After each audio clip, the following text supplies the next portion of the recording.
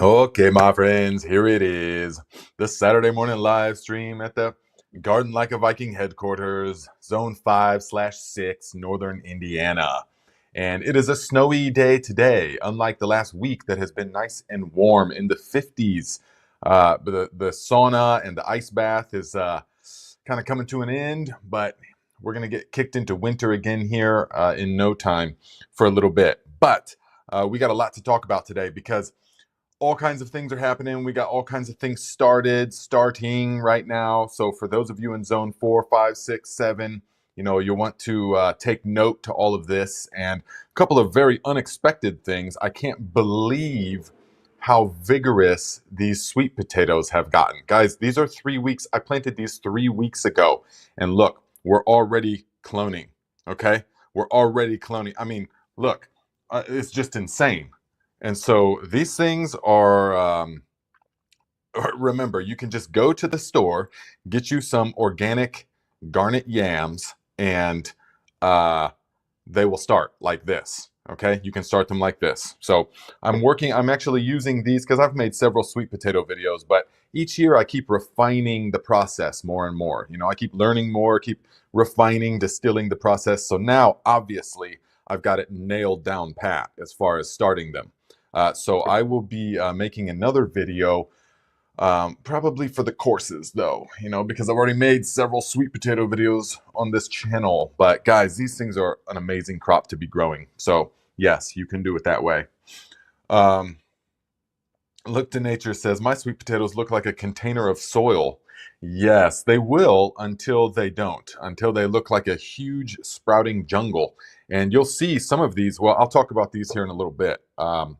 There's some specific things that you want to know. Yeah. So, yeah, I saw you guys in the chat talking about the VST time, Viking Standard Time. Yes, we're actually never late. We arrive and begin exactly when we intend to. Okay. So, thank you guys all for being here. So, if you're watching this after the fact, let us know what you've got started. What are your hopes and dreams for this season? I forgot to ask you guys during the last video that I made about the pest repellent plants that I like to use. I forgot to ask you to put in the comments what pest repellent plants do you like to use. So if you would, go to that video and put in the comments what plants or what techniques you like to use for pest repellency, because I stand by what I said with if you do it right, meaning you have very healthy plants and you strategically utilize certain crops, then most of your pest issues will not be an issue. You'll still have some pests, no problem, of course, but they're not like a big problem. So let's see who's here. What's up, Shoot in the Soil? Good to see you, my friend. Did you get that new microscope yet? And let's see here. Look to Nature says, I bought my son 2 olive trees for his birthday. Yeah, I swear, they're for him. Right, yeah, for the kids. Yeah, definitely. Definitely. Celtic Incubus says, any advice for planting on a hill? My whole yard is at a 20 to 30 degree grade. I've got a few places to set grow bags. Is there a chance of a raised bed without major landscaping? Definitely, yes. If you could do a raised bed. I mean, is it rocky soil? That's the thing. Is it real rocky, or is it nice soil just on a hill? So are you like in hard red clay, powdery red clay and rocks, or what? If you can grow in the natural, in the in-ground, that would be ideal, yes. And it doesn't have to be a lot. You can just take 2 by 12 and kind of create, as it's coming down like this, you can kind of just create an outcropping of that, yeah? And I mean, I'd have to see your exact setup, but yeah, it's very easy to do, actually. It's not that major landscaping. I don't know what you consider major landscaping. Now, you could also do that and make put grow bags there. If it is the real rocky soil, you could always put the grow bags there. But definitely, we were doing that all the time in California. So yes, you can do that, and you can do it pretty simply by foundation stakes. You have to get the good quality, the metal stakes preferably, like from Home Depot or Menards or something, and you get the long metal foundation stakes, and you will pound those into the ground and make it so that it will not move. And yes, you will have perfectly good success. There was all kinds of people growing things in the mountains in the foothills of the Himalayas, and they were using oxen to plow their fields. I have pictures and videos of that time. So let's see what you guys are up to here. What's up? Aaron Johnson says, got baby chicks hatching today. So exciting. All right. Congratulations. Let's see. Yes, Methydicus. Yeah, it snowed overnight. It's not like snowing right now, but it did snow overnight. Yes, it definitely did. Have a beautiful fall spring. Yes, in northern Colorado, 65 Fahrenheit. Oh yeah, definitely. But it's enough to get people the bug, to get, they're going to get bit with the growing bug. So that's what we need. All right. And guys, remember, next week we have Sean from Edible Acres on the podcast. So make sure that you tune in for that. Make sure you bookmark that. I'll have that. I'll start that one up early. I'll have it like on Wednesday, so you can bookmark the link to get into that. Make sure that we have plenty of questions on hand for him. If you guys are not aware of his channel, you can check that out, Edible Acres, and he specializes in certain things, chickens definitely, and many other things. So it'll be a good conversation that we can have with him, definitely. Tara Williams says, is it too late to start sweet potatoes from the store? Zone 6B, Lexington, Kentucky. First time making it at the start of the live. All right. No, absolutely not. It is perfect timing. In fact, these were started way too early, apparently, because when you use the water method, when you use the method where you put them into like a jar of water, which I did for several years, it can take like 6 weeks for them to even start sprouting. It can take a long time for them to break dormancy. But over the past handful of years, I've experimented and I found the technique that will do it in like 2 weeks. I mean, like I said, these are 3 weeks old, and these are already, we had to cut these and start rooting them in water. So yeah, it's pretty intense. Now, we're still 3 months away, really. Well, what is it? March, all of April. Well, we're still, a good 8 weeks away, 9 weeks away from being able to plant these. So we're going to have to get clever with what we do as far as these are going to want to grow like 6 feet in that time, especially with my grow setup, all my different grow lights and stuff like that. These things are going to just explode, which is great. I mean, guys, how fantastic is it it's all cold outside and stuff, and you just all this growing stuff and the smell of them and the fast pace, the life force that surrounds these things that they want to. Right now, especially, and we had a real winter this year where it was cold. It was cold all of January, all of February. It was like in the teens, or single digits. It was pretty cold. And so, snow on the ground and everything's just kind of looks dead. And so now we start sprouting these things and the life force is up, boom, it's back already. And so look at these things. They're just, even though I cut them just yesterday, they're just exploding. They're ready to grow. They're wanting that sun. They're ready to grow. They're ready to put down roots. They're ready to start the process of making more tubers. It's amazing. And so it's so joyous to just look at these and smell them and to just know what's coming. You know what's coming.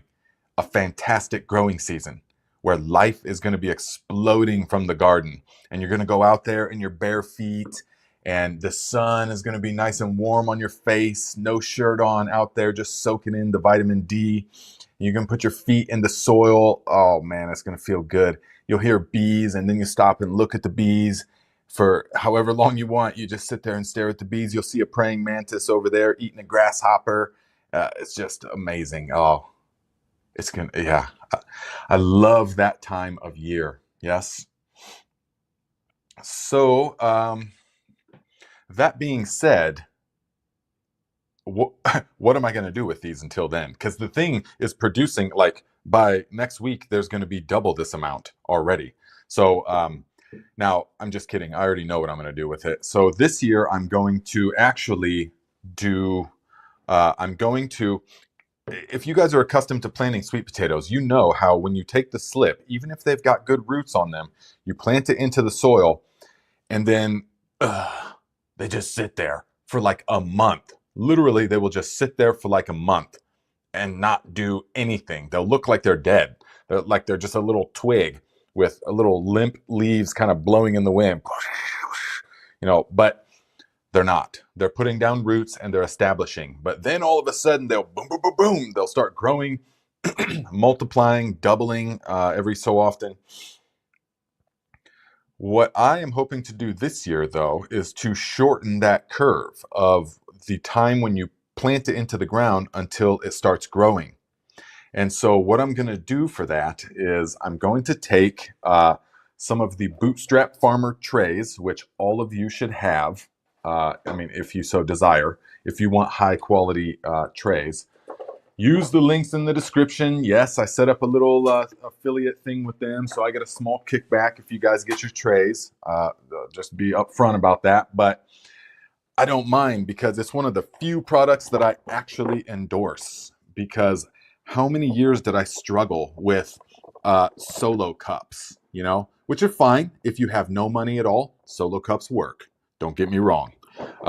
But I'm just over the solo cup thing, having them fall over and having them blow away in the wind and look like pieces of literal garbage out in the garden. These are way more like it, okay? So these ain't going nowhere. It doesn't matter how strong the wind gets. Once these are in there, they're set. Now, these are actually a little bit bigger. These are the 3x3s. So I'm doing my peppers and tomatoes in these this year. But that's pretty much it that I'll be doing in this size ones. The rest of the other ones I'm going to be doing in the 2x2s, okay? Which for most plants, this is plenty of soil. That's all you're going to need for the vast majority of plants. It's just that the peppers and the tomatoes, I want to give some more room. And I know it might not seem like it, but that's over double the soil volume. Over double the soil volume. Yeah, I did the math. And so you get a lot more time out of those and a lot less chance of being root bound. But for the vast majority of things, you don't even need that, okay? So what I'm going to do is I'm going to take my tray of 32, holds them nice like this. I'll show you in a moment my basil. And I'm going to plant each slip into one of these. So we'll have 32 of them per tray. And I'm going to let these root in here for it's going to end up being like 6 weeks that they're going to be rooting in here. So no doubt they're going to try and get like 3 feet long. I'm going to have to cut them, make more, cut them, make more. But I really feel, even though I've never done it before, I truly believe that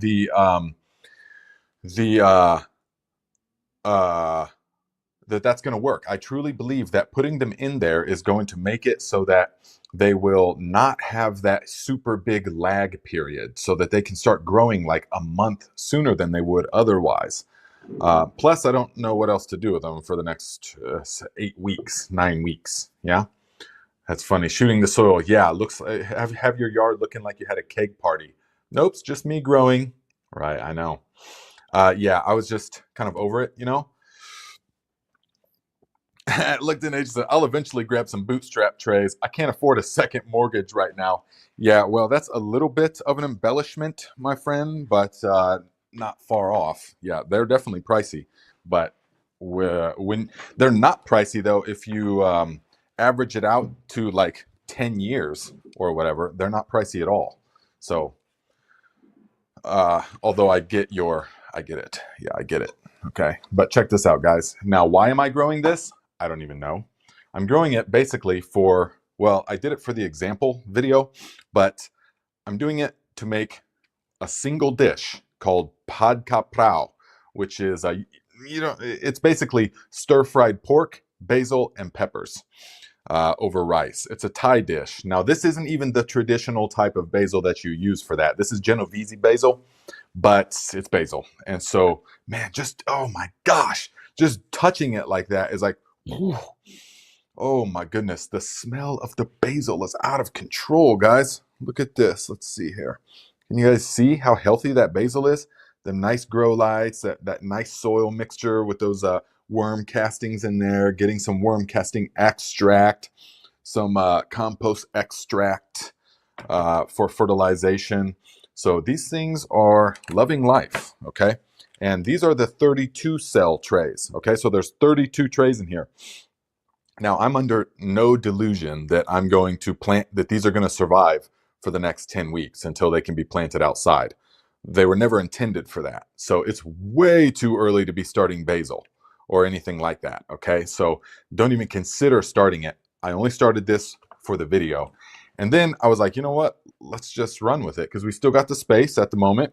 Let's just grow it out and have us a good basil dish, huh? Have us some good pad capral. Yes, I love basil. So good. We could even make like a little pesto dish with this. But, you know, if I was actually growing this, you see how lanky it's trying to get right now? The space between the nodes. So check it out, guys. This here is a node where I don't know if you can see it, but wherever the stem is, and then there is a leaf coming out, that is called a node, okay, where the leaves come out. And then you've got all this space where there's just a stem, and then you've got another node. So this space is called the internodal spacing, the space between one node and another node. And so we have really long internodal spacing right here. Now that is not from a lack of light intensity like it would be in most people's grow setups. That comes from way overcrowded. They're super overcrowded in this thing, and so they are fighting for the light, and so they are trying to grow out towards the light. Now, if I was going to plant this out long time ago, I would have already pinched off that node. I'd have pinched off this top node. I'd pinch off these nodes here. I'd pinch off the top node from all of these essentially.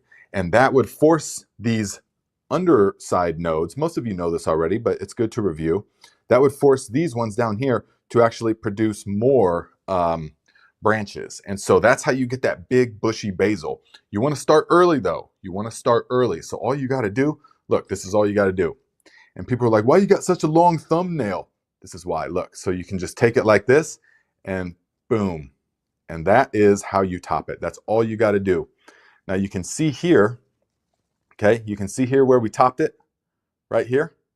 Now that one and that one are going to sprout up really big time because we took the growth hormone, auxin, it's concentrated in the growing tips of the plants.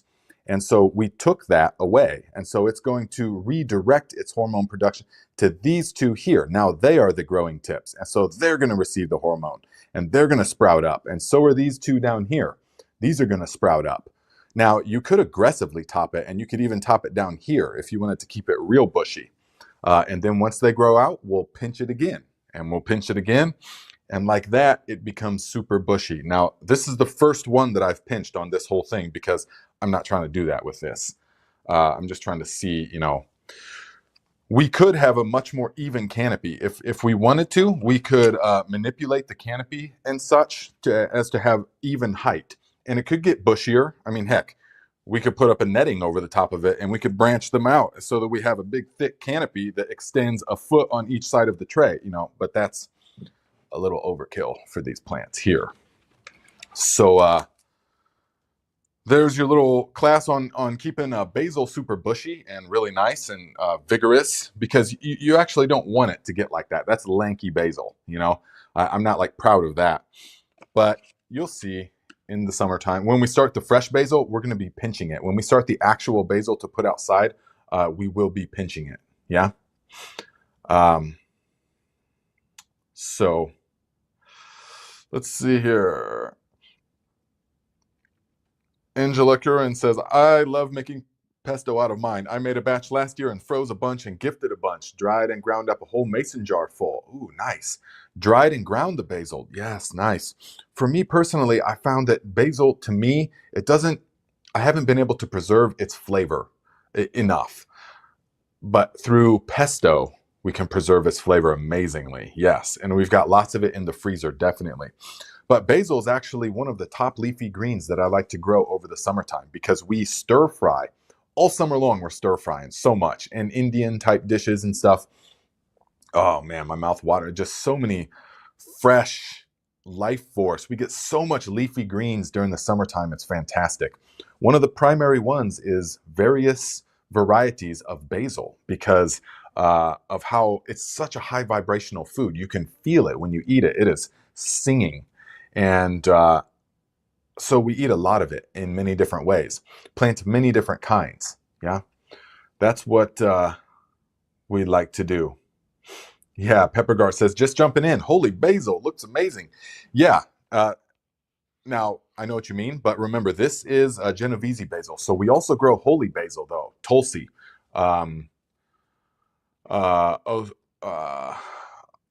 Trelliform, I forget it. I was going to say it's a Latin name. I forget exactly off the top of my head, but the holy basil is totally different than all these basils. And we do grow that. That's traditionally what you use for the pad caprao, the pork dish. And so we have Thai basil, we have sweet basil, we have Genovese, we have Italian large leaf. And now, thanks to one of you guys, hold on, let's see, hold on. Now, thanks to one of you guys, we have, I think it's in this one. Let's see here. I think we said something. I'm not sure. Was it? This is from Look to Nature Homestead. Thank you, my friend. Look, Viking seed stack. Yeah, sent in the mail. Look to Nature Homestead. Thank you so much, my friend. And you can guarantee that we're going to be planting this. You're a very organized person, aren't you? I can tell. You're probably pretty methodical and organized, because this is methodical and organized. So let's see what we got here, okay? Let's take the basil away for just a moment, but not too long. I got to bring that back so I can show you guys. So let's see what we got here, okay? Thank you. Now we've got, let's see, the little Viking seed stack. Phosphorus pump buckwheat. Phosphorus pump buckwheat. I've never heard of that. What are its characteristics? Well, I would assume it's high in phosphorus, and so you can use it as a cover crop. I might do that, actually. I know a plot where I should do that this summer. Lemon basil. Yes. Yes, because this is the one that we don't have, actually. So thank you. North Georgia candy roaster squash. All right. Yes, candy roaster squash is always delicious. Look at that. Good job. Okay, let's look to see what else we got here. So winter savory, the mythical winter savory. So we're going to give that a try. We can plant it over the summer though, right? Let's see. Ooh, you purposely cut those breathing holes in there? Styrian pumpkin Lady Godiva. Okay, nice. I'll have to look that up and see. Aha, this is what I thought. Okay, lettuce leaf basil. I've never grown this one before, but I'm looking forward to it. I see it all over the seed packages and stuff like that, the seed catalogs, but I've never tried the lettuce leaf basil. So what are your favorite ways to prepare it? Do you grow it like every other basil? It's really big, right? Really big. So let's see here. And then also the diamondback rattlesnake bean, which we will definitely grow this year, probably over an archway. So we will see. We will see. So thank you very much, my friend. And I'm going to have to look. Is that literally the name, phosphorus pump buckwheat? I'm going to have to look into that and see. But I can't wait for that lettuce leaf basil. Let's see here. Okay, Dusty Flat says, grew lettuce leaf last year. It's quite fluffy. Fluffy, huh? I'm not sure how I would envision that in my mind as far as the characteristic of a basil. Yes, lime basil, I keep talking just because it was so delicious. Winter savory, I'm not entirely sure yet. Yeah? Mo says, Pad Caprao only tastes good with the holy basil. It's so specific and can't find anywhere else except Asian stores. Specific taste. Best way is always growing your own. Definitely. Yeah. See, I was making the Pad Caprao with some Thai basil for several years because, as most of you know, I lived in Thailand for some time. And So I had the dish there, all the time. It was really good, really, really spicy, but good.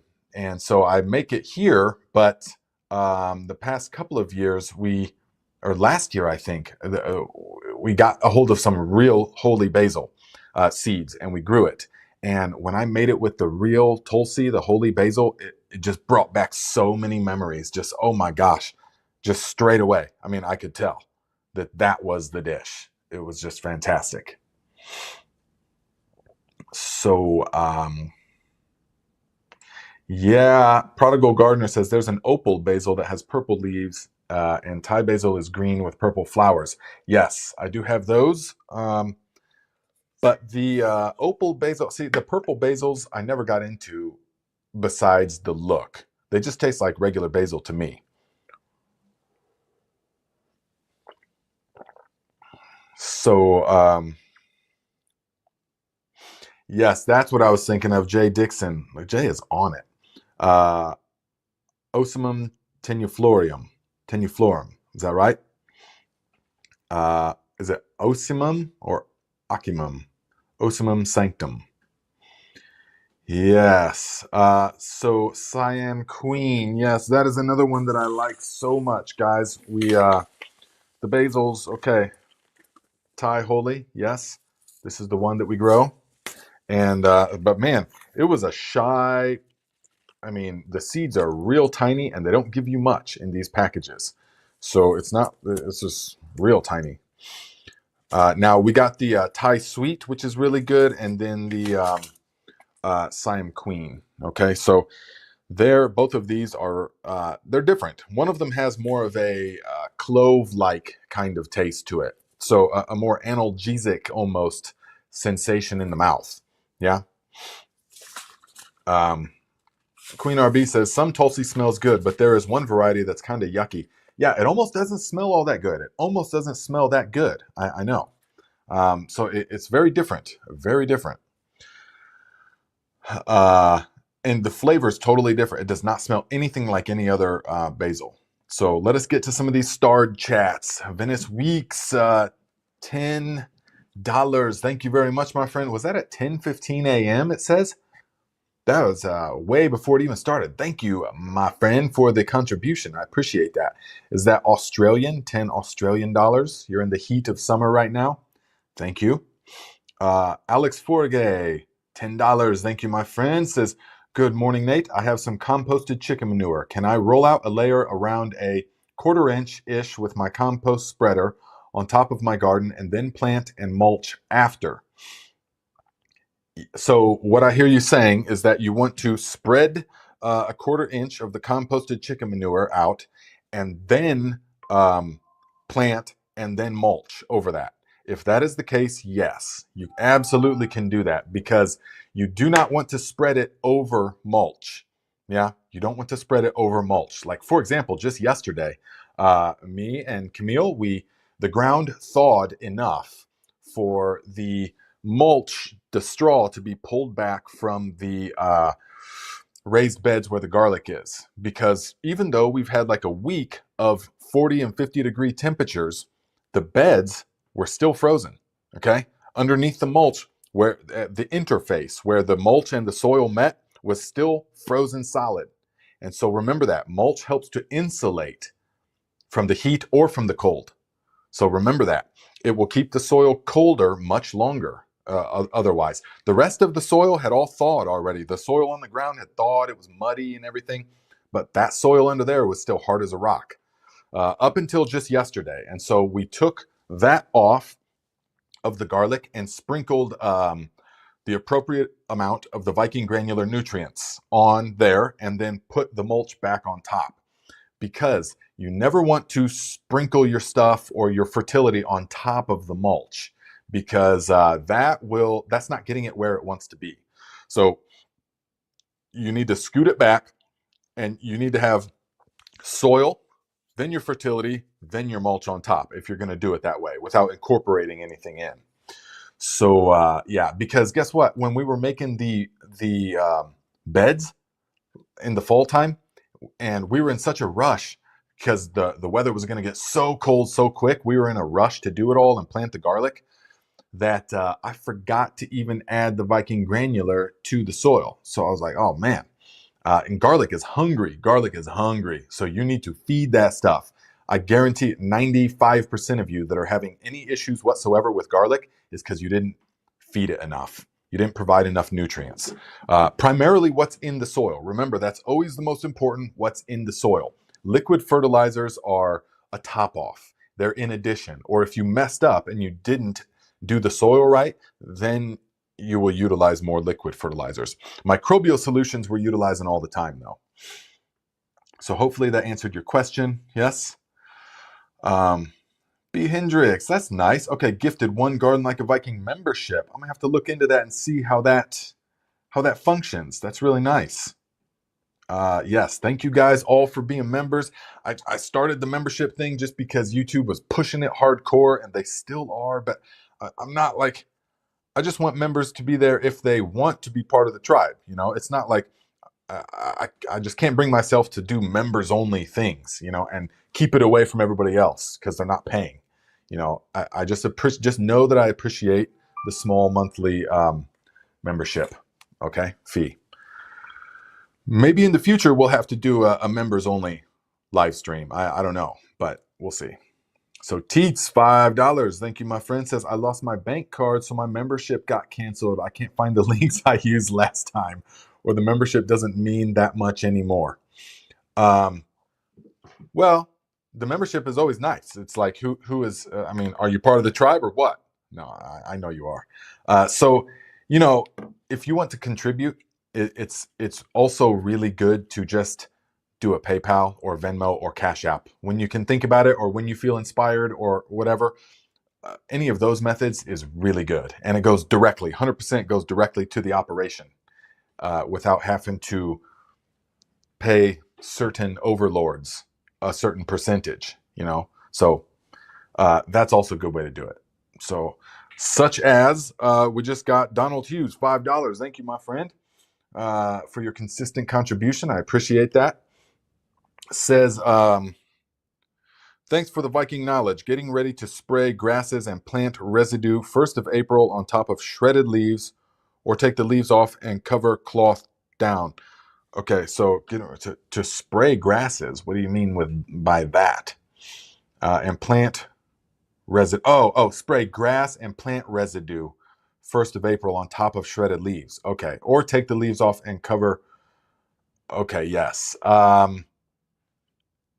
You know, that stuff, the crop residues, yeah, I mean, add it to the fertility, definitely. But if you're wanting to use it as a mulch, if you're wanting to use that leaves as a mulch all season, then you will want to separate the fertility, because by spraying stuff over the top with it that's got nitro in it, nitrogen, you're going to really speed the decomposition of those leaves. And less than halfway through the season, you'll have like no mulch. You'll go out there and you'll see just bare earth spots all over the place. So if you're trying to use it as a mulch, really, it's good to rake it back, add the fertility. But remember, guys, mulch keeps the soil cool. It also keeps it cool longer, okay? So that's very important to understand. And then also Nancy Dewall, $10. Thank you, my friend, for your consistent contribution via Cash App. I appreciate that, guys. Thank you, all of you. And I think that's it for now. So, Pretty Lady Jasmine says, I feel like I'm so late. I'm just putting my grow tent up today. Haven't started any seeds. I think I'll start my seeds tomorrow. You're not late. Oh, well, what zone are you in? What zone are you in? Okay. We would like to know. So, let's see. Yes, Urban Gardener's got the great Charles Dowding on the show today. That's pretty impressive that you're able to land the busy man himself. So definitely going to be tuning into that one.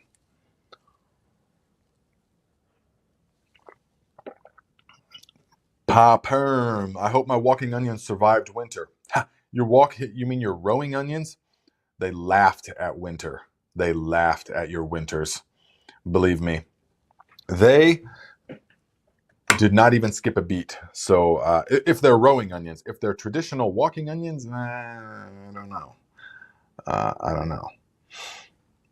Um, so Teats Treat says, love that you won't do special things for people who pay more money. When you say it like that, it's like, well, why don't you? You know, but no, I get, just because you two, yeah, it's just the way it is. And it's always been my belief and my feeling that people that want to contribute to a cause, they will do so anyways. You don't need to like bribe them with certain seclusion things to where, because I have a lot of subscribers of mine are like people in Nigeria and Gambia and places you know, far out there. I mean, Vietnam and stuff like that. Places that are, you know, they don't have the money to be paying a membership in American dollars and stuff for, so, and they just want to know how to make fertilizers and stuff and how to do the JDOM stuff. And so that's what we do. Heather Fox says, I need the Viking granular. How do I get it? Thanks. Yes. So the Viking granular is in the process of becoming legitimized. So because I have to go the legitimate route with it. And it will be just a couple weeks, so do not worry. It is absolutely, I've got thousands of pounds of it already in my shop, and so it's gonna get sold one way or the other, no matter what. So you can count on it, but I want to wait until the gardenlikeaviking.com is operational, which will be a couple weeks away. And my logo guy is so cool, and he said, hey, I can do a mock-up, you know, I can do a label for the fertilizer buckets, because getting legitimized, it's crazy. You have to put certain things. You have to, and I'm having to learn all this stuff and call the Purdue Extension office and then go to A&L laboratories and drop off some of the solution, get the numbers back and all that stuff. It's a huge process, you know, and of course money every step of the way. But I think it's important. It just, you know, it's just the thing I'm doing. It's just the way that I see. And so it's going to be available, you know, pretty soon, and we will do it through gardenlikeaviking.com, which is not yet operational, but I haven't linked it yet, but I'm developing the website. And so it's just going to be, you know, go pay through that, and it will get shipped out via FedEx. So remember, we can't ship to post office boxes. FedEx doesn't ship to PO boxes. All right. So that is, and remember, it is a one part thing. All you need is that and water. Okay. Now let's see here. But you could definitely improve its effectiveness with some aerated compost teas and stuff like that. Yeah. Big Will Dog says, should I be worried if some of the shoots on my garlic seem a bit soft? Whoa. Oh, it's crazy. No, you don't have to worry about that.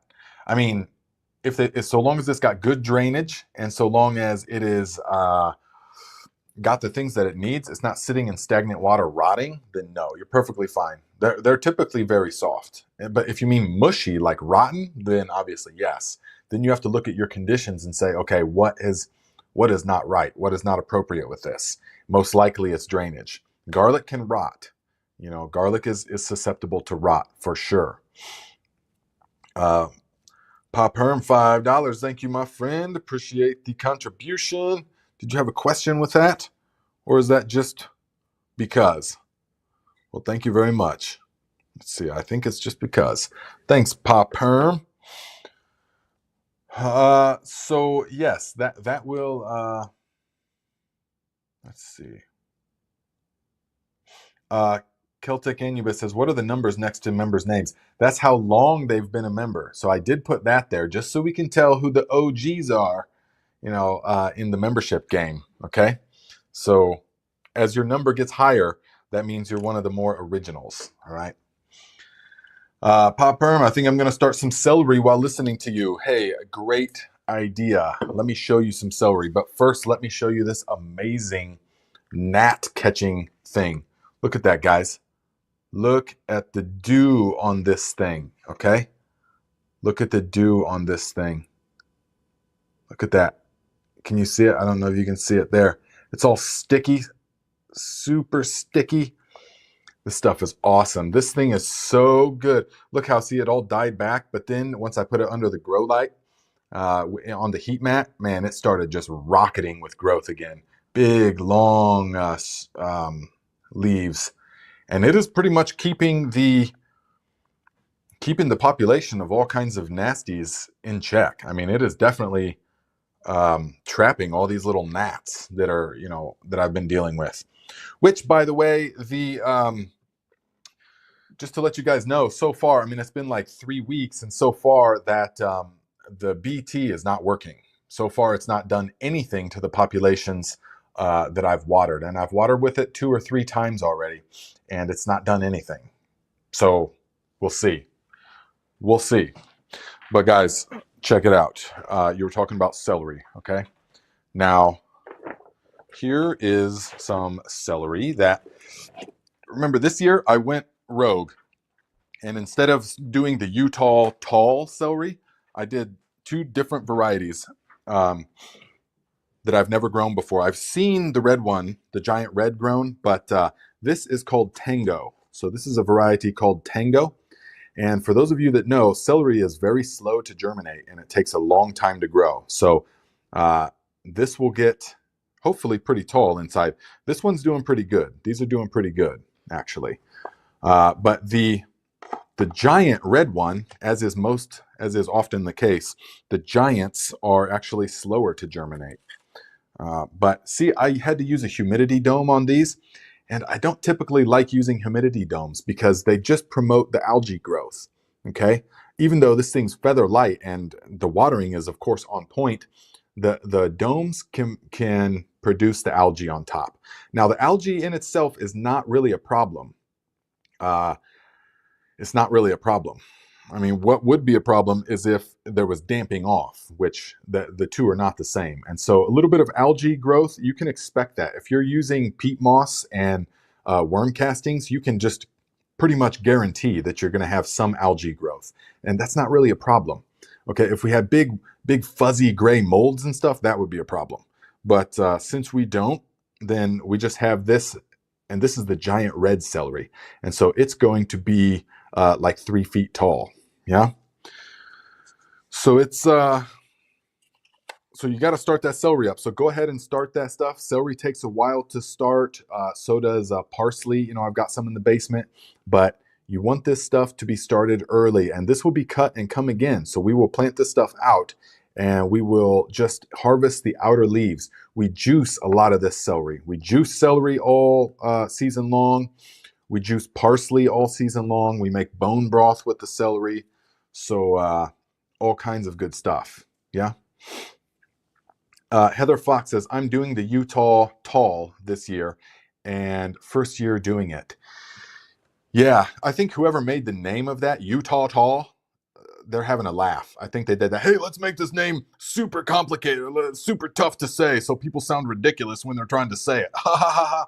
I'm sure that that's what they were doing when they were back there coming up with the name of it. But the Utah tall is a wonderful celery to grow. All right, it's really good and really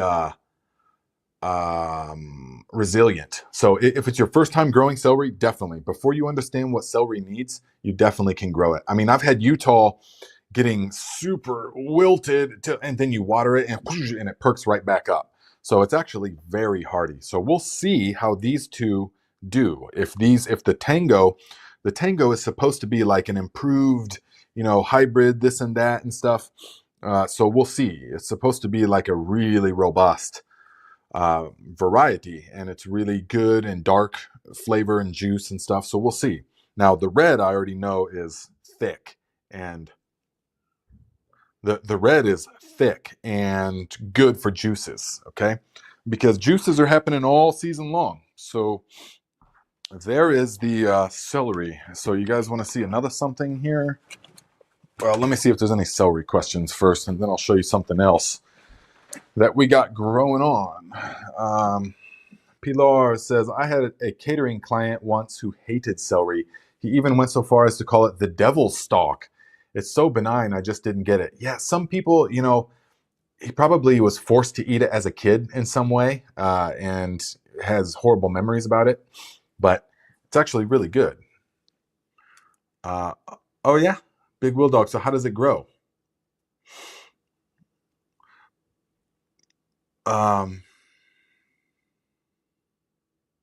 Let's see here. RK, where can we get some well, they're Austrian, not Australian. Don't say that to any Austrian person. Oh my goodness. They're Austrian crescents, and you can get them from Hoss, Hoss. That's where I got mine this year. Dusty Flat says, do you shade your celery? Here in northern Indiana, I do not. No. Now, could it be shaded if you were in a Texas or some really hot place? It could, yes. But more importantly is the root zone. But a lot of you guys, so to a lot of you that that think that you get too much light and that, oh, we could never grow that here because I have to have shade cloth over it. I challenge you to get a PPFD meter, get a PAR meter. Watch the video that I made a couple weeks ago about PAR lighting, photosynthetically active radiation, and measure and see. And I'll measure mine here, peak summer, and we'll see. And I bet it's not that much more. So the shade cloth would only be beneficial in so much as it would keep the root zone cooler. Yes, it's not actually the light. Some people are under the misconception that the light intensity is what is killing their stuff. It's the heat that is killing it. Yes. So no, I do not shade cloth here for that. Although I could. So, okay, Big Will Dog says, Nate, that's why I use the dunks/bits in the actual soil mix.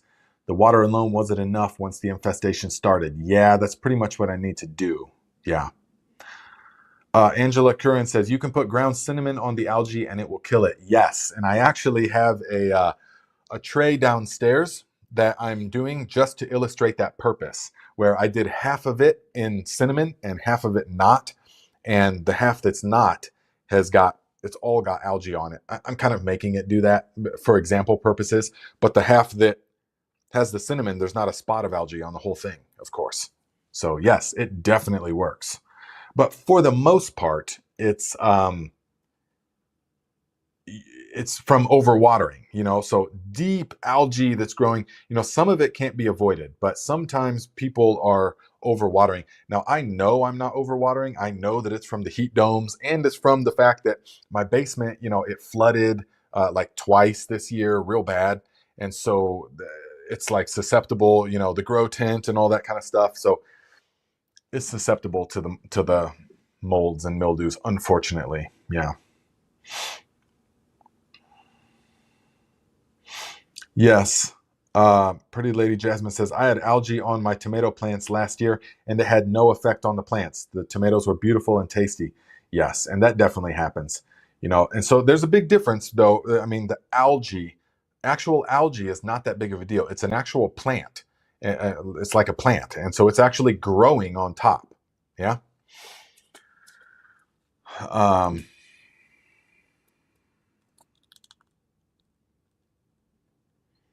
Let's see. Ooh, Winter says, I'm excited to see your garden after you planting it with the new beds. Me too. Guys, it seems like we've got double the real estate that we had.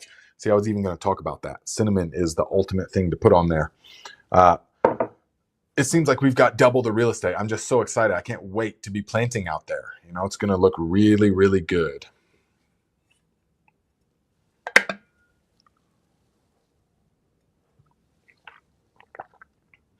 Let's see here. Oh yeah, Spencer, Jimmy Nardello. That's the only thing I recognize from what you're talking about. But Jimmy Nardello peppers, super good. They found a place in the garden, definitely. We're planting this year mostly Ivarsky peppers because the Ivarsky I have found is the ultimate paprika pepper because of how thick the flesh is, and certain peppers hold on to the smoke flavor more than others. They just do. There's something about the characteristics. And so the Ivarsky peppers, because we smoke them and then dry them and make smoked paprika. So the Ivarsky peppers, they have some kind of attribute about them that holds on to that smoke flavor better than any other pepper for sure. And they also themselves have a very soft, buttery flavor to them. A little slightly sweet, but not so much. Just like sweet in the sense of butter. I relate everything to butter because I just love it. And so we're doing the Ivarskis, but then we're also doing the Lutschauers. One of you guys sent me those Hungarian paprikas last year, and I planted a couple of plants, and wow, for spicy paprika, that's the way to do it. Except we do it slightly differently. So because we're utilizing the seeds in that spice mix, we keep them whole. So we dry them, but we keep them whole and then grind them as needed. Because if you're grinding up your spice and it has seeds in it, it will oxidize, and within a month or two, it will smell like old paint. So you want to leave them whole until you are going to use just enough where you can grind it up for the next month. That's the way to do it. Yeah. So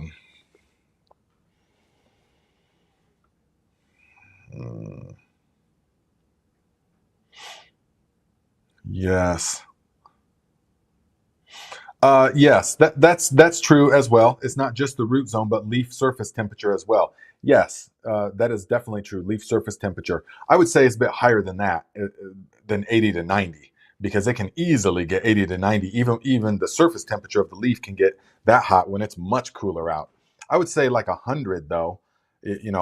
When we were growing, sometimes the leaf surface temperature, and that's why it can be really good to have a meter, can get 110 degrees, from your grow lights even and stuff. Certain plants don't, that doesn't bother them. Certain plants don't bother them.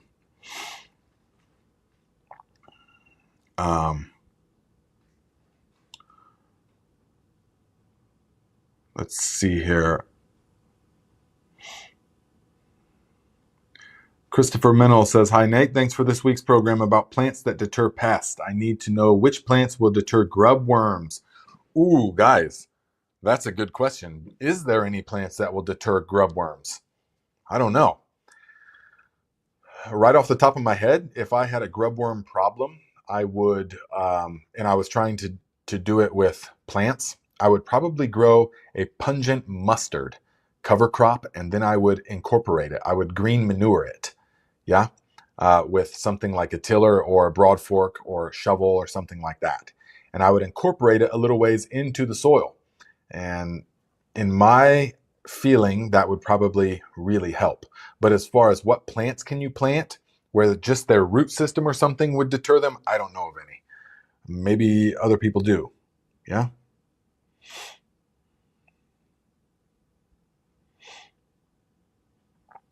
St. Max Media says, I would use an ozone generator in the basement that flooded. Ozone sterilizes. Absolutely. I've got 2 ozonators.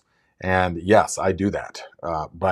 And that's the only thing that has kept everything in check, but there's still some, I mean, no doubt there's still spores down there and stuff. It doesn't just thoroughly the whole thing, because everything is, the little crevices where the ozone can't get to and stuff. So yeah, though, ozone is wonderful. Ozone is how we keep the ice bath in the summertime. I have a chest freezer that I converted into an ice bath in the basement. And the way that we keep that water crystal clear, sparkling clean, is with an ozone generator. And we just put it in there in a little bubbler, run it for 1 hour on the timer after we, each time we use it. And it keeps that water 100% disinfected. Whereas if you don't use it, if you don't use anything, within days, the whole thing is foul smelling, smells sour and rancid from the bacteria. So that's how powerful they are. They're very powerful. Ozone is, but you just can't be breathing that in. And it's not good for the plants as well, really.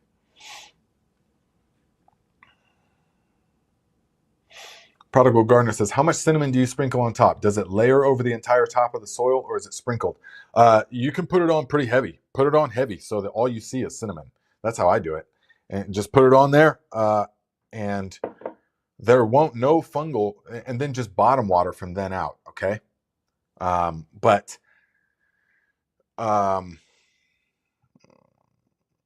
you can put it on there pretty thick. Don't try and skimp with it, okay? It needs to be on there thick. And then you have to bottom water because we're not soaking that top in there with that, okay?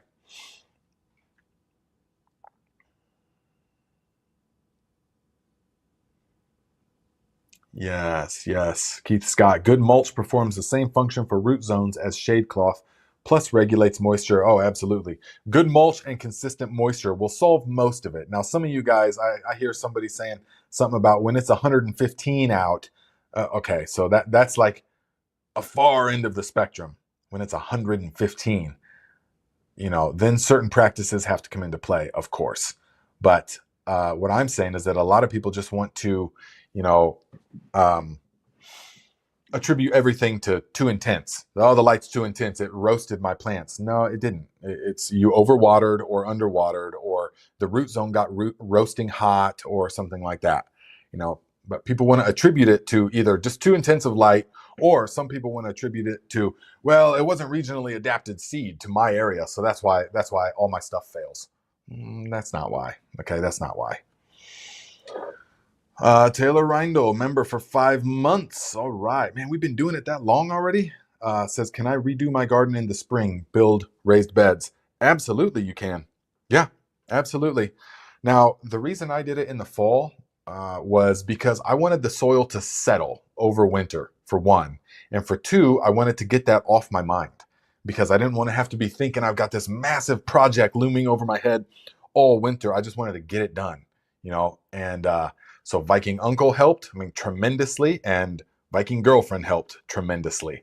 And so we got that done in just a handful of days. Whole renovation, pulled it all up. There was a guy on Facebook Marketplace last year selling one of the old school Troy built horse tillers from I think this one my uncle said is from 1978. And it's like a piece of real farm equipment. This is not like these little junk tillers that you get today. This thing is like a solid metal, hundreds of pounds. I can't even lift it up, so that thing, and you just one hand on it, it just walk it along. I showed a little example of it in my latest video of when I was tilling it in, and that thing just tilled in everything. It was so nice because after so many years of chop and drop, there were so many pockets of like real hot nutrient rich stuff and pockets of just clay still. So it was so good to mix all that stuff up, and you could just see the goodness, all the life in it and stuff. So when your soil's bursting with life, it will recover so fast. You don't really have to be concerned with a one till in 5 years, and then goes right back to no till for the most part. You don't have to be concerned about that because the soil recovers so quickly in that, because it's not repeated tillage and it's not repeated being exposed to the sun. We tilled it all up, put the beds there, shoveled everything into the beds, as you'll see, and then covered it with mulch. And it stayed like that. And so now it is just prime, super prime.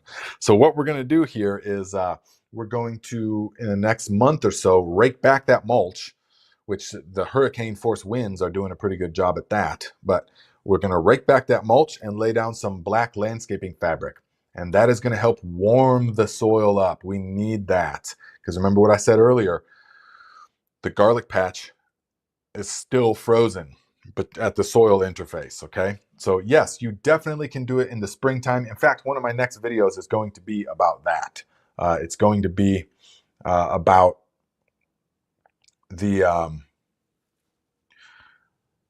garden renovation. So you can see exactly how I did it. And so this garden is, this renovation is such that it's maximum resilience. And you will see it's the maximum resilience because we're in northern Indiana. So we can have either a desert-like year or we can have a monsoon-like year. And there's no telling what's going to be what. So the past 3 years have been desert-like. 10, 12 weeks without a drop of rain, blazing hot, but then some years in like 2020, we get so much rain that the farmers couldn't even plant. It would just rain nonstop. There was so much rain. So we can get that as well. So you have to prepare for either of those. And so the setup that we have is the best for either of those. Yeah. And it's hard to do, but the setup is the best for either of them. And use that opportunity of the renovation to take all your buckets of JDOM, all your old buckets that are sitting around, dump it into the soil, till it all in. Take all your old compost. You got buckets of stuff all over the place. Consolidate it all. Dump it all in there. Get it all mixed in there good. Get it into the beds. fresh. The whole garden is like fresh and clean. It just looks amazing. As opposed to the past handful of years, there's been buckets all over the place and rotten smelling J-Dom stuff all over the place. No more. It's so simple now. It's all been streamlined. And so we use that opportunity, and it's going to function. I mean, I know it's going to function beautifully. So Alex Forgay, another $5. Thank you, my friend. Let's see here. Says, Nate, I could use your granular fertilizer as a top dress if needed, right? Absolutely, yes. That's essentially what we did with the garlic here, is you can top dress it, yes. Now, it functions best, though, if you top dress and then put some mulch over it. That way it never dries out. Because if you just sprinkle it and you don't have mulch down, then it's going to dry in the sun. So you want to sprinkle it, water it in there real good. It's all that water-soluble stuff. Water it with a watering wand. You'll see it dissolve. A lot of it's immediately plant available. It'll dissolve in there, get down into the soil. And then once it's nice and soaking wet, put the mulch over it. And that's going to keep it wet, and that's going to keep those microorganisms. The worms are going to pull certain ingredients down. The microorganisms are going to digest it. And so that's what you want, okay? But yes, you absolutely can use that for that. Not a problem. Oh yeah, Donald Hughes says the onions are growing faster this year due to the par meter. Definitely, once you understand what plants need and the fact that you're probably not giving it to them in your indoor setup, then you can make adjustments and go, oh, I didn't know this the whole time. Let me go grab them onions for you guys, though, just so I can see, or just so I can show you real quick what we're talking about. So these are the, let's see, these are the Rosa di Milanos, which I love, guys. These things are super tasty. And you can see here that they're ready for a trimming, okay? Now, a lot of people are like, well, it's mostly the Instagram crowd, that knows everything. It just everyone in the comments of Instagram videos are PhD level experts. I know it's hard to imagine, but they're stone cold experts. And so the experts on the comments of Instagram videos say that false, you should never trim your onion plants, opens them so that they're susceptible to diseases. Well, okay. Well, guess what? I've been doing it for years, and if you don't trim your onions, then here shortly, they're just going to fall over. And we've still got another 2 months. We've still got a good 6 weeks before we're planting these out in the garden. And if we did not trim these, this whole thing would look like a huge pile of spaghetti. It would just be all flattened, all laying all over. And I know, I've done it. They'd be all flattened down. Half of them would die, but they'd be smothered out. So, because it's totally different than how they would grow in the wild. Okay, so don't think, well, how do they do it in nature without being trimmed? It's not the same. Okay, it's not the same. So here we need to trim them. We need to keep them trimmed at a reasonable height, 5 inches or so. So here in another few days, we're going to trim these like this, and then we're going to foliar with the fish fertilizer or the compost extract or the worm casting extract. All right, so these are going to do really good. And we got a donation. Let us see here. Leland, thank you, my friend. Appreciate the contribution. $20 via PayPal. So says I started strawberries on February 5th. A tray of 72. A tray of 72. I have 2 that have signs of life. I use Jiffy Seed starting mix, Fairy Morse, So Easy, Strawberry Alpine seeds. Any pointers for starting strawberries? I'm going to direct sow the rest of seeds. Okay, so starting strawberries is difficult, and I've done it 1 year. And I can say that the thing that you have to do with strawberries is you have to keep them evenly moist. You have to surface sow them, and you have to make sure that they don't dry out. And that was the thing. I had to start over a whole new batch because I didn't understand this. And because I didn't want the mold, of course, or the algae. So I was letting the top dry out. But you can't do that with the strawberries. So I had to totally restart again with the seeds and use a heat dome or a humidity dome. Once I used the humidity dome, yes, they started to get the algae on them, but they sprouted then. And at least it was like 60–70% of them sprouted. It might have even been more. It wasn't 100, that's for sure. But um, once they get moist and they start the activation process, they have to maintain that trajectory. They're not like some seeds that can take huge fluctuations. Once they break dormancy, they need to have that even moisture, even heat, like that. Okay. So think about like a decaying strawberry, like on the ground, how it would be full of gelatinous sort of nutrients and stuff, and it would be moist for quite some time. And that's more what they would experience in the wild, or their distant cousins or great grandparents would experience in the wild, would be that they would sprout from a decaying strawberry, of course. So you have to think of it. A strawberry would take a while to decay, and it would sit there on the ground in kind of like a puddle, of decomposition for several days or weeks, and they would sprout in that time. And if you've ever looked at a strawberry, there's thousands of seeds, or we'll say hundreds, or we'll say 1,000 seeds. Okay, there could be 1,000 seeds in a strawberry, we'll say, for example purposes. But in nature, if only one of those sprouts and grows to the full size plant to reproduce, then the function is a success. Its purpose has been fulfilled. So those kind of plants that have thousands of seeds, they don't have 100% germination rate. They just don't, because in nature they wouldn't anyways. It's a numbers game for them. It's kind of like mushroom spores. Mushrooms release billions of spores, billions of them, so that if just one or two of them actually find a place that is suitable and grows again, then its life is a success. So some plants is a number game. So don't be planting like one strawberry seed and being like, is it going to come up? I'm waiting for this one plant to come up. Way overkill. Okay, way overkill. And that's true with a lot of seeds, and thin out later. So that's everything I know about starting strawberries from seed, is that they need that heat dome or that humidity dome. That consistent moisture is going to be the key. So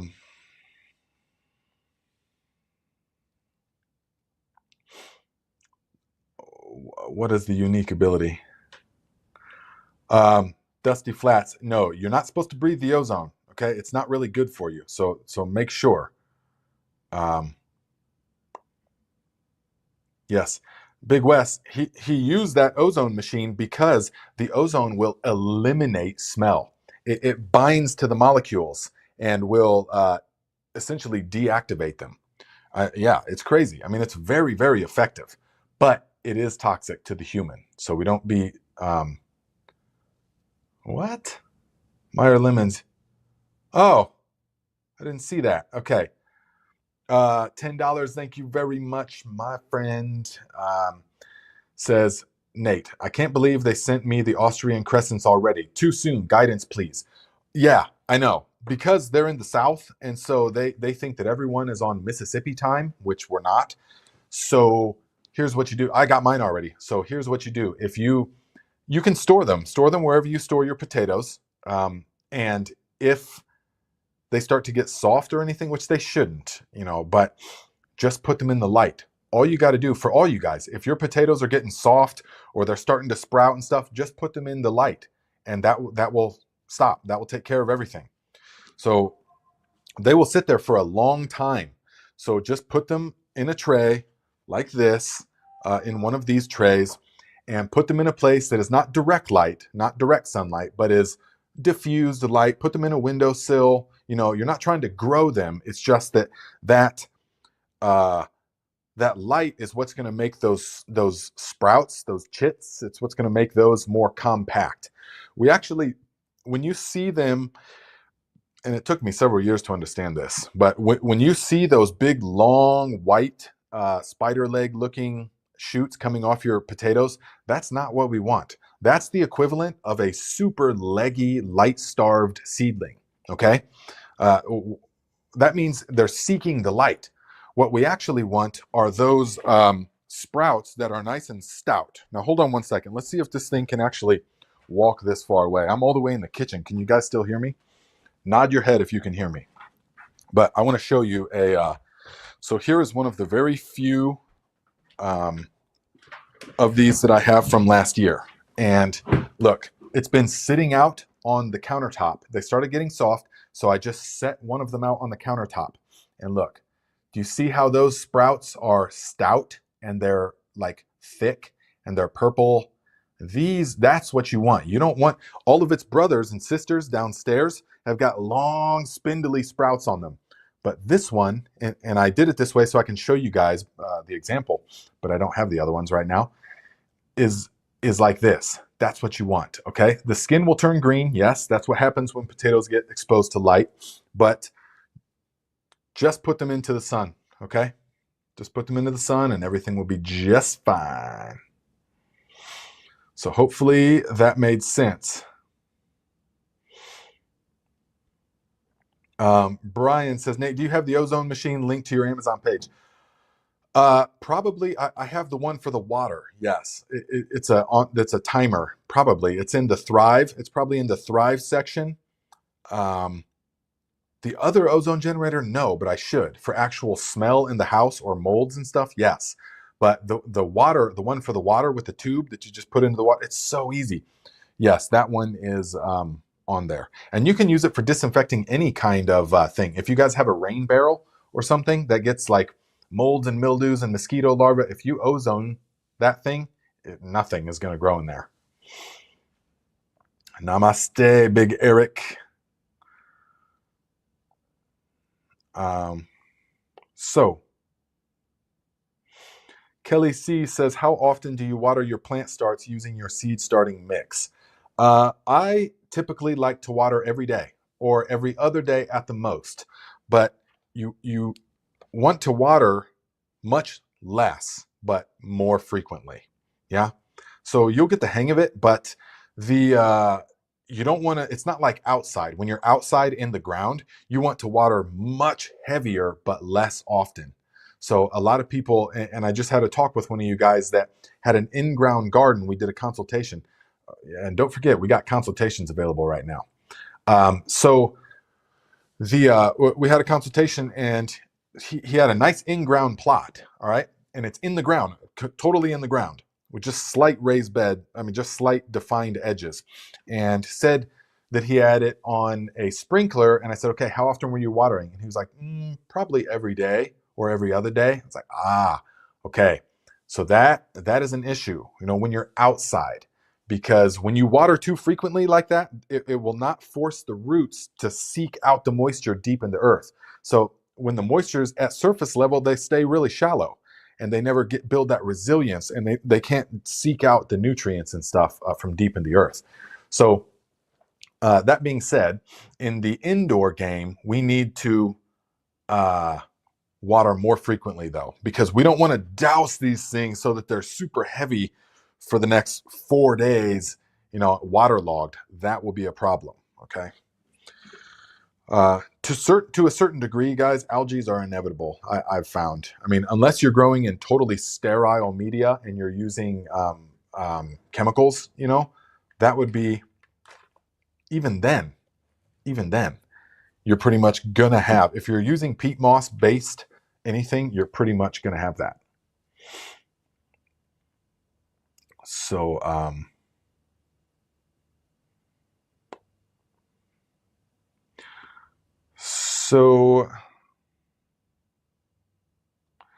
let's see. Serena says, my cabbages are bowing over in the seed starting tray. Time to transplant outside, zone 7A.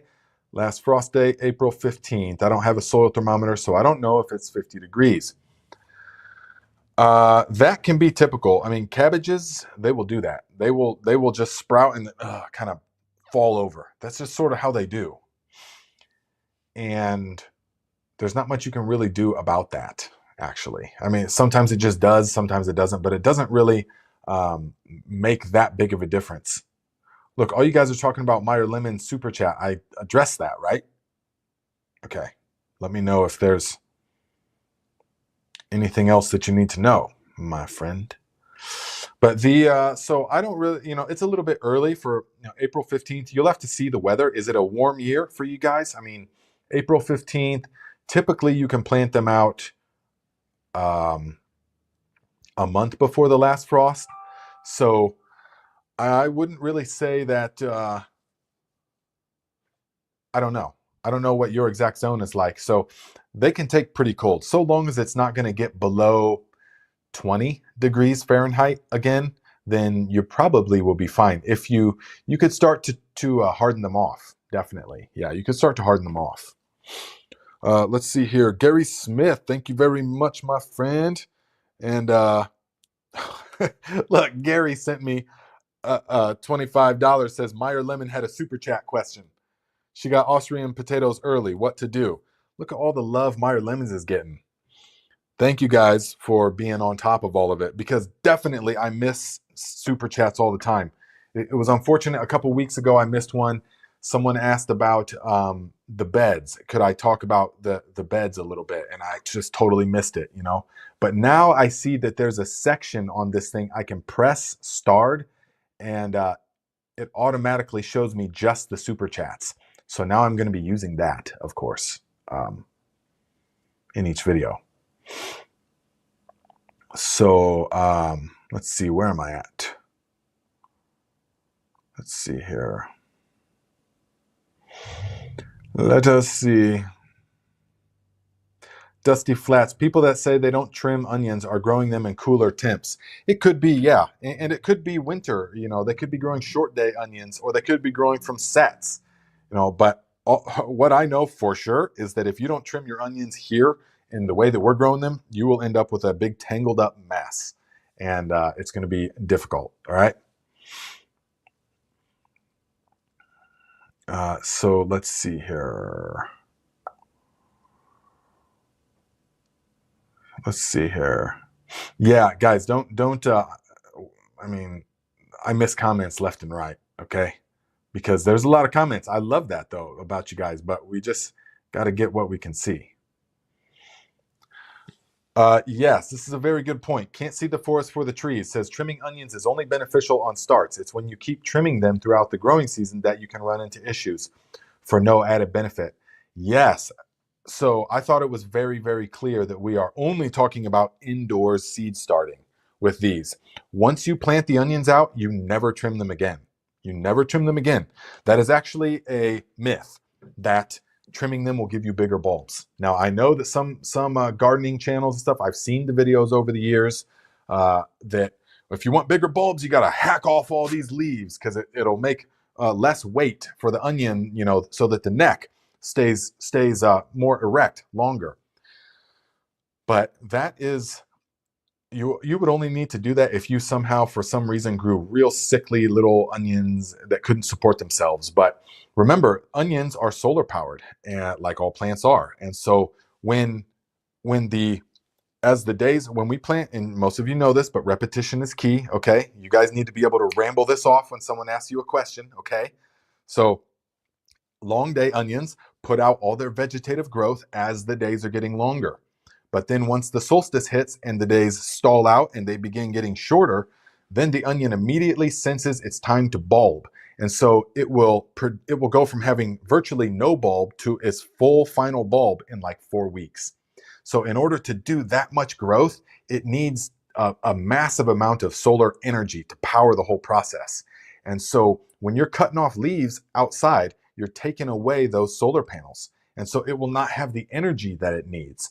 So I see so many people doing all these different practices, spooning the onions and everything. All that's not necessary if you do it right. If you plant them at ground level, utilizing the board method is an easy way to do it. And if you trim them while they're inside so that they're nice and stout when they go outside, and then you never trim them again. And that's how you do it. And you focus on that vegetative growth. Once you plant them out, you foliar spray. You can encourage more vegetative growth through foliar spraying nitrogen-rich things, such as the fish fertilizer, such as compost tea, aerated compost tea, such as, you can use the urine fertilizer, things like that. You can use any of the high nitrogen things. But The fish fertilizer and the aerated compost tea will encourage dramatic leafy growth because the plant senses, hey, the atmosphere has got tons of nitrogen, got tons of what we need. So we need to make more of these so we can gather more of that. You can. So you can do that.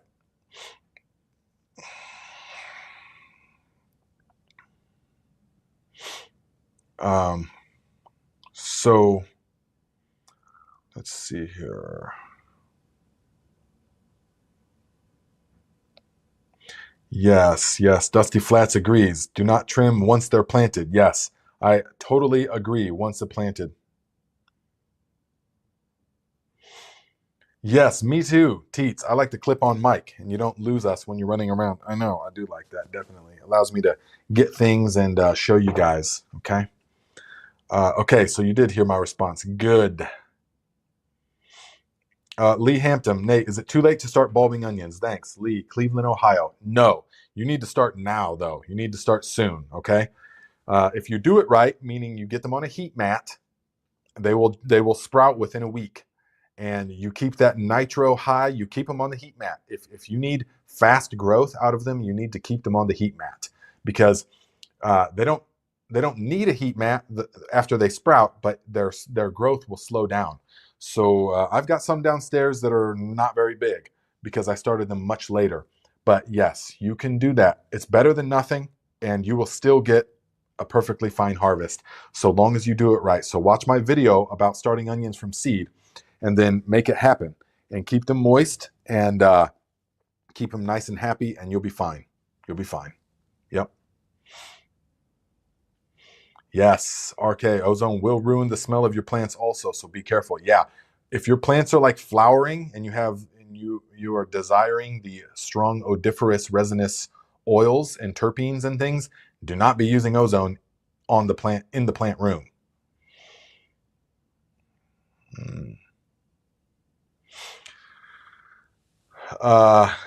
Serena, if you don't have a soil thermometer, you just have to go off of feeling. You just have to go off of feeling. There's no other way to tell. I mean,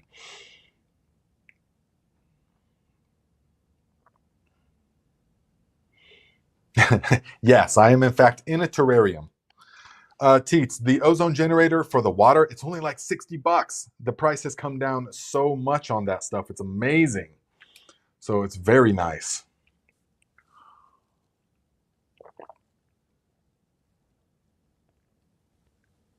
Yeah, listen to this, guys. Can't see the forest says, I have potatoes that have been chitting on my windowsill since I dug them up in August. They have sturdy 1 to 2 inch chits on them and are rearing to go in the ground next month. Yeah. That's a thing that not a lot of people realize. Is that's a good way to do it. Thank you, Pam. Says, can't wait to see the new garden. Yes, we'll be making a video on that. Tony, Simplified Garden. What's up, my friend? Says, water deep, but less often. That's exactly correct. Let's see here. Oh, Sam Potzek, $7.77. Thank you very much with them angel numbers, right? Thank you for the contribution. Says, hey, Nate, been wondering if you catch rainwater from your gutters or any other type of rain catchment system. Would you recommend? Pros and cons. City raised the price of our water here by a lot. Okay, so that's a great question. And for most people, it's with the cost of startup things, it's not really going to be that much of it's more about the security of having the ability to capture water. If the water got disrupted, the city shut it off, or if something happened and the flow of water stopped, you would at least know that you have the ability, so long as it rains once, you have the ability to capture enough water to survive. That's why I like having them. Yes, I have a very simple catchment system where I divert part of it from the gutter into a 55-gallon drum, and I have both the 55-gallon drums linked at the bottom so that both barrels act as one unit. And then I have a spigot on the outside one. Now, this I use for the aerated teas and microbial solutions and things like that. Sometimes I'll water with it, but you would be shocked most of you guys would be shocked at how much water it actually takes to grow your plants. So I knew this from in California, we lived and died by water catchment. So in the summertime, it doesn't rain for 6 months non-straight, not one drop of water the whole time.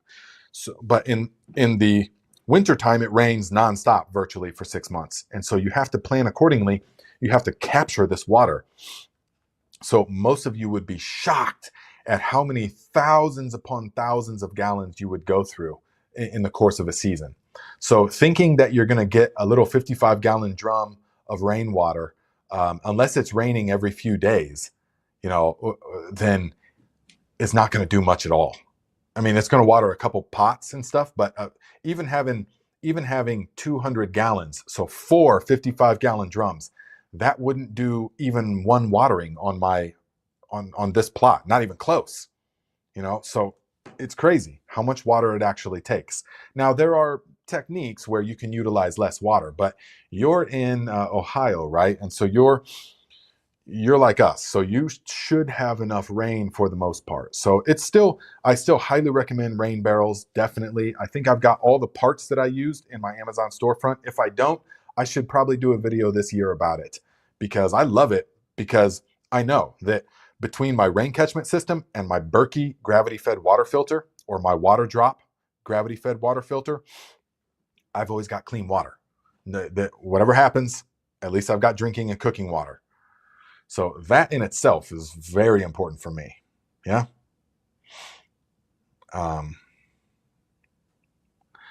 Yes. And then, yes, I guess Tony, I haven't checked it out yet, but I guess Tony has also got a pretty awesome system. Yes. Now, that being said, though, Tony, it rains a lot where Tony's at. So you guys have to keep that in mind. A lot of people want to build a rain catchment system thinking that they're going to catch a couple 100 gallons of rainwater and that they'll be able to water their garden for the summer, but it's not that way. You have to plan accordingly. Mark Bass says, where I live, the state claims all the rainwater, so you can't have rain barrels without a permit. Not sure I'd be doing that. Not sure I'd be doing that, huh?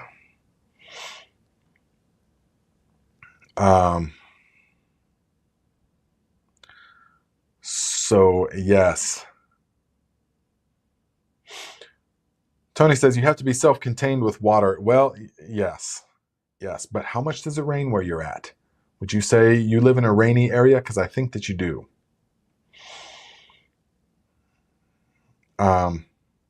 Big Wool Dog says, Nate, I have onions in single cells and they have roots coming out the bottom. Should I pot up? No, because we have, if it's going to be a warm year, then you could plant them in the beginning of April.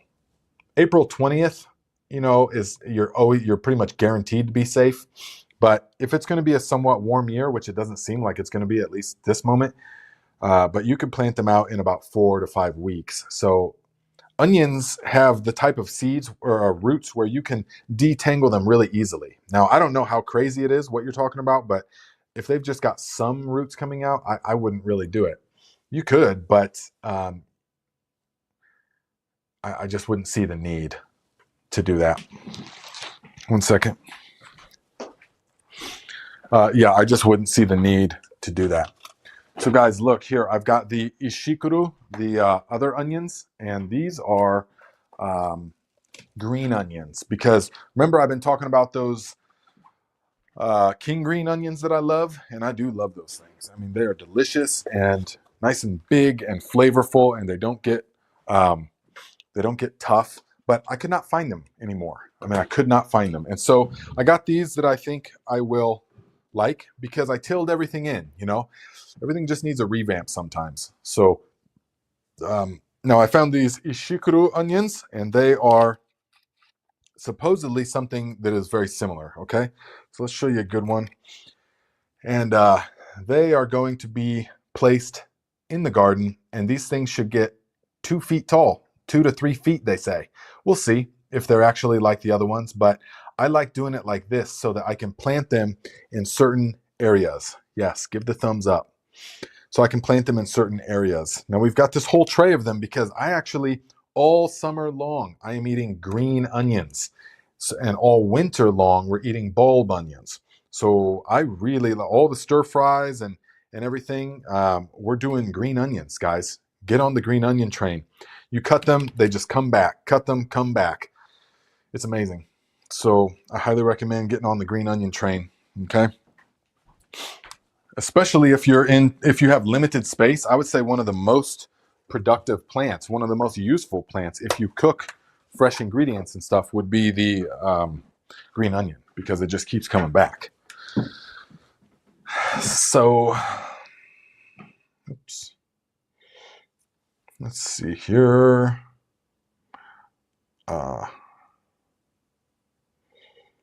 So, guys, let's see.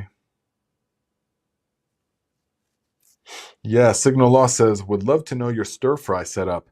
Yes, that will be in the cooking courses, definitely. The setup is of utmost importance. Meyer Lemon says, Nate, okay to cut the green onion after planting?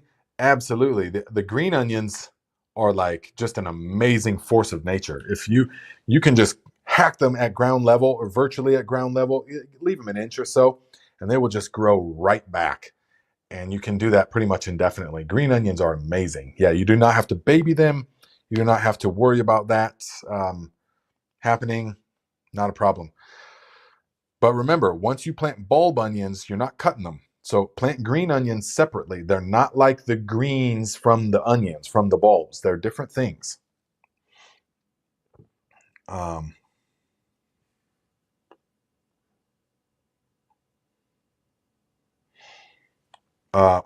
Blue Wolf says, what's the difference between green onions and bunching onions? Well, green onions, it's kind of a generic name for the bunching onions. There's like green onions, which are bunching onions, which multiply from the base, but then there's multiplying onions, which are actually different as well, which we got some this year from a certain source. So I'm growing them for the first time here. So we will see. These are classic multiplier onions. So we will take a look and we will see how they are growing. But then there's the walking onions, which are more like a shallot. Yeah. Yes, green onions are different than bulb onions. Green onions, they produce vegetative growth, and they produce the stalk, the stem of them is the nice onion flavor that we eat. And we eat the greens as well. But the bulbing onions are the ones, they look similar at first, but the bulbing onions produce the bulb. We don't eat any of that part. You can, but it's not good for the plant. So we just let them go, and those are the ones that store for a long time. The classic bulb onions that we see in the store. But green onions never produce a bulb, no matter what. They will not produce a bulb. So, let's see here. I was waiting for Tony to say how much rain he gets a year. I was actually really wanted to know. But anyways, oh, look at that time. Okay, guys. So yes, definitely. Bowtie in the Garden says, absolutely love our walking onions. Yes. Oh, yeah, AK Froggy. Then there are chives, like perennial weeds, and they're great. Yeah, chives are the first thing to come up in the garden. Very delicious. Okay. Donald Hughes, do you trim green onions? I do not. No, I don't trim green onions. No, because there's no need for it. We're not trying, we don't care if they're thick and stuff. That when we trim the indoor ones, it bulks them up. It makes them like thicker. And so without trimming them, they can become really spindly. But the green onions, we don't need to. No. Okay, guys. So we will see the Thrive Tribe tomorrow at 10 or at noon on the Nate Muri channel, where we do our thing, and we will see you guys here next week at the same time. Except next week is with Sean from Edible Acres. Okay, so we're going to have an interview with him. So make sure that you get your questions ready for that. If you guys haven't already, I would highly recommend that you get some of these. Start them up. These are one of the most show-stopping flowers that you could ever grow. They really are. Beautiful, but difficult to grow. They can be difficult to grow, but let me know of your success with them. And if you guys shop on Amazon, make sure that you do your shopping through the link in the description so that we can get the credit for all of your shopping on Amazon, even if it's not in the storefront, okay? And yes, so the Charles Dowding is a guest on the Urban Gardener. So you guys can all go check that out, definitely. Okay. Oh yeah, thank you, Jay. Says AI overview. Cardiff, Wales receives an average of 43 inches. That's quite a bit of rain.